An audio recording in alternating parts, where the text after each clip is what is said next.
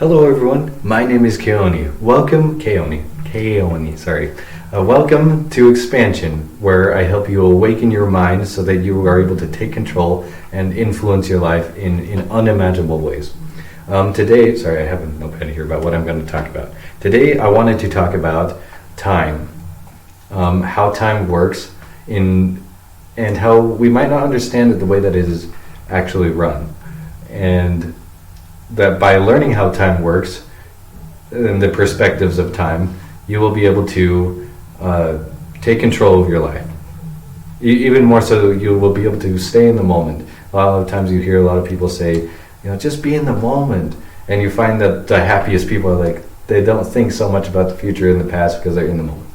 Today I'm going to tell you how to do that. So let me just jump right into it. Right off the bat, we think of time as if it is a linear experience. So we have the past, or I guess for you guys, sorry, I have to look at the camera, but for you have the past, then you have the present, and you have the future, right? And we always experience time in the present. The past is something that happened, so this happened to us, this is what's happening right now, this is what will happen. And when we think about it this way, or maybe you're right. Regardless, you get the idea. Past, present, future. I'll just do it that way. When you think of yourself as just in the moment, you recognize, there's an important thing to recognize about the past and the future.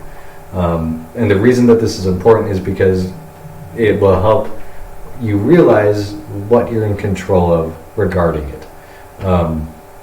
So right off the bat, when you acknowledge, the only experience that we have in our waking life, I call it the linear experience, but the only place that we really experience anything is right here in the present. If we were able to time travel, we went in a time machine and we went back to the 1870s. If we were to time travel, we would not be going to the past. We would only be we would be in the linear concepts past, a past event, but that would still become our present and we would still only be in the present moment. What this tells us is that the past and the future are nothing at all except for perspectives. That's all they are. They're just ways that you see the world. Just for example, if you see the world through your past, right here's your moment where you're experiencing, and back here in a past event on the linear experience, something happened to you that said you can't have the job that you want, and so that has a particular influence because every time you go back and think about that moment, you tell yourself, I can't have the job that I want. I can't do what I want because back then that thing happened that said that I can't do what I want. And so suddenly that's how your entire life is.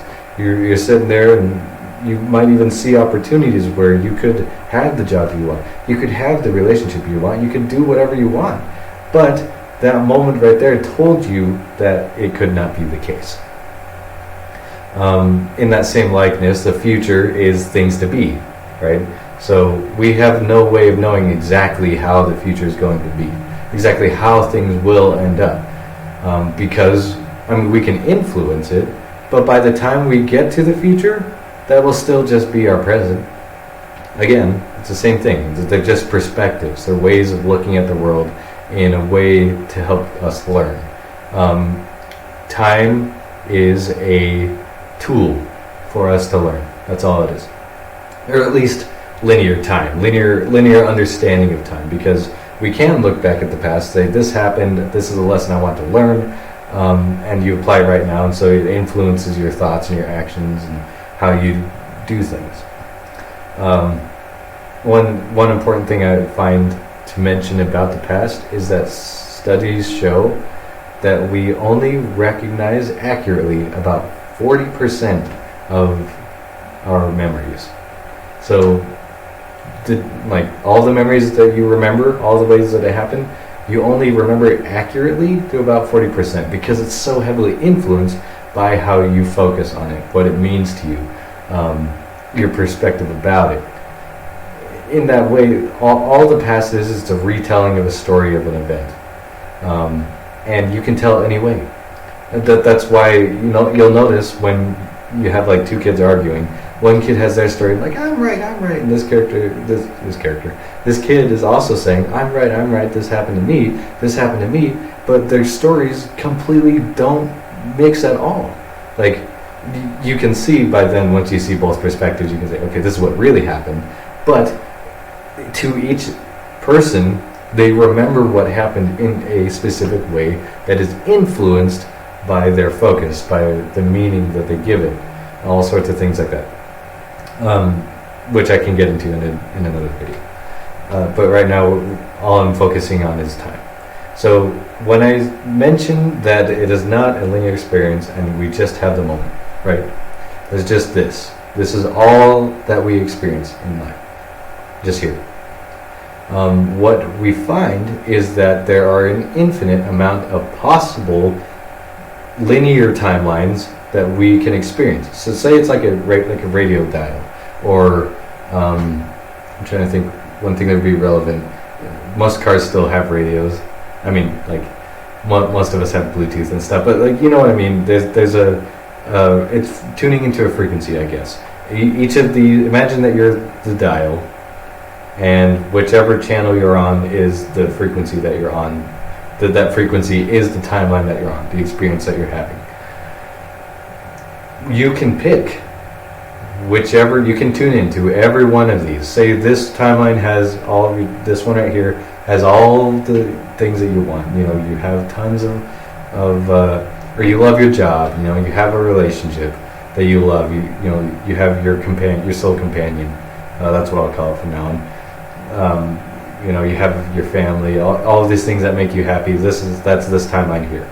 And then this timeline right here could be you work a 9-to-5 job that you're not passionate about. Maybe your tire blew out as you're heading home. You're like, oh, this sucks. Why is life so hard? Those are both timelines. They're both possibilities, both ways that things could go, and it's just a matter of tuning into them. But the real power comes from realizing that even those are timelines, and the real thing we have influence over is just the moment. So the reason why this helps is if you ever find yourself in a situation where you're angry, you're frustrated, maybe you're sad, or you feel ashamed, or whatever, you can sit in the moment and recognize that the only thing that is happening to you is right now. So just for example, today at my job, or I guess yesterday at my job, I had this instance where one of the managers, I had just got to work, and I was putting all of my stuff down in. I work at a college. I work at BYU, and I went downstairs, there's like custodial closets and stuff. I work custodial. Oh my gosh, custodial. Anyway, this manager. I had just clocked in. The office was up on the top floor, and down on the bottom floor, there's a little break room, I guess. It's an empty room that nobody uses, and I put my stuff down there so that while I'm at work, people don't steal my stuff, because it's a college. And so I clocked in 5 minutes later. It's a small building, so there's like 700 students that were all cramped, shoulder to shoulder. It's like you're at Comic-Con. But it took me 5 minutes to get all the way downstairs. So I opened the door, set my stuff down, and I sat down because I like to study metaphysics and spiritual awakening, things like that. And so I turn on videos and I listen to all that while I work. So I set my stuff down, pulled my phone out so I could start listening to it, and this manager comes into the door. And from her perspective, what she saw was this guy who just clocked in, and he was going to come hang out in this room for an hour. He wasn't going to do his job. In the moment, in reality, I had only been there for less than 30 seconds. So there's no way that I could have done anything that could have made the situation bad. But this manager continued to get in my face. Well, I don't want to say get in my face, because the point of the story is that was made to be in trouble for something that I wasn't in trouble for, because I wasn't doing anything wrong. I was getting ready to do my job. It was just a misunderstanding, and from her perspective, that's just how it was. And so, first of all, the way to recognize what was happening in the moment is, instead of attaching all these emotions, because I was pretty frustrated with it. I was being accused of doing something, or I was accused of about to doing something that I wasn't going to do. I didn't even do it yet, you know? And it was like, what? How can you be mad at me when I didn't even do it yet? I don't understand. So I was pretty frustrated, but I recognized that in that moment that happened. But right afterward, I was in a new moment. I was in a new reality. The new moment was that I was working. That's it. Nothing was happening regarding my boss. Nothing was going to happen regarding my boss or my manager or whatever. And it wasn't that big of a deal. I could just focus on my work and be happy right then, in the moment, because that's what I chose to do once I recognized that the only thing that really exists is the moment. In that same, like right now, I could say, the moment I'm in a room talking to a camera, assuming that there's an audience behind there, but like from my perspective, it's a camera, you know. It's just kind of weird doing it, but but the point is like, that's the moment that I'm in. I'm not back at work. I'm not back sitting, you know, getting in trouble for something I didn't do. I'm just standing here talking to you guys. That's what's happening. That's the moment. And so once you recognize that you're in the moment, that's all it is, then you can immediately change everything about it. You can say, all right, in the next moment, I'm going to have a good time. In the next moment, I'm going to, I don't know, kind of losing my train here. Train of thought goes, you know.